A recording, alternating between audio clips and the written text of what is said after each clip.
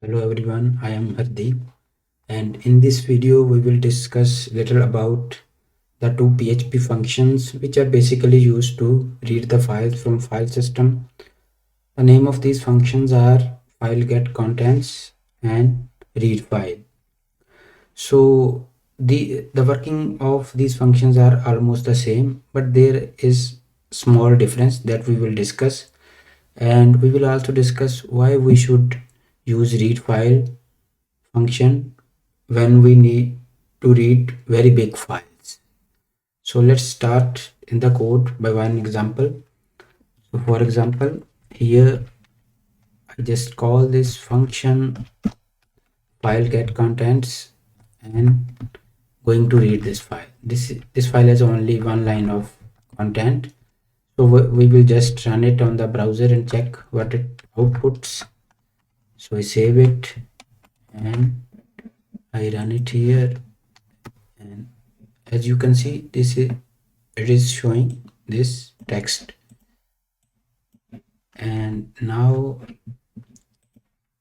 I will make this as comment, and now we will use read file. For example, if I put echo here, you can see the difference. Now you can see it also return this text, and 20 is basically this function is returning. This one is the length of the characters in the file, right? For example, I just put test text file. I just copy this line and paste it here. Okay, then read it. Okay, now you can see there are more characters now.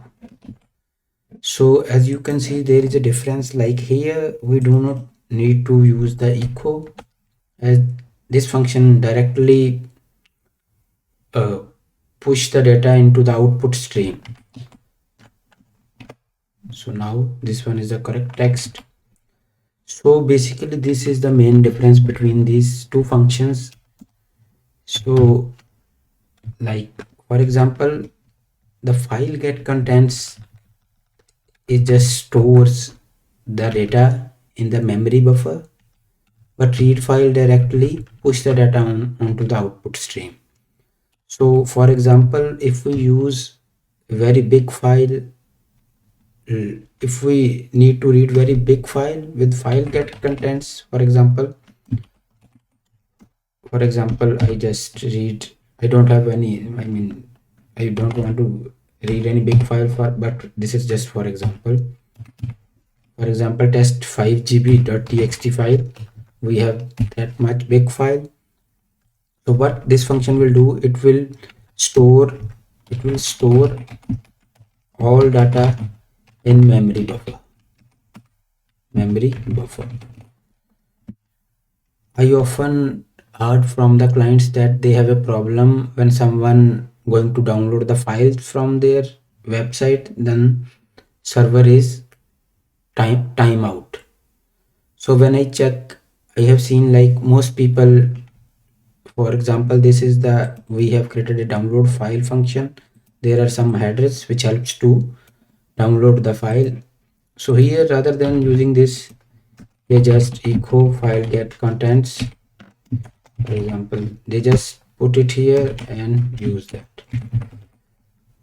So this one is really a big problem. So we should always use this function read file, as it doesn't save anything in the memory buffer, so it's really safe to use. So basically this is the difference. As we already seen, like from this function it tells us it's directly push everything in the output stream. Here file get contents first stores it in the memory buffer, then once we use echo, then it outputs the data to us. So I hope you guys would like this video, and it would be great if you subscribe my channel for more videos, which would be really helpful for you to be proficient in the PHP programming, as I will upload so many more videos that would be really helpful for you. Thank you and have a good time.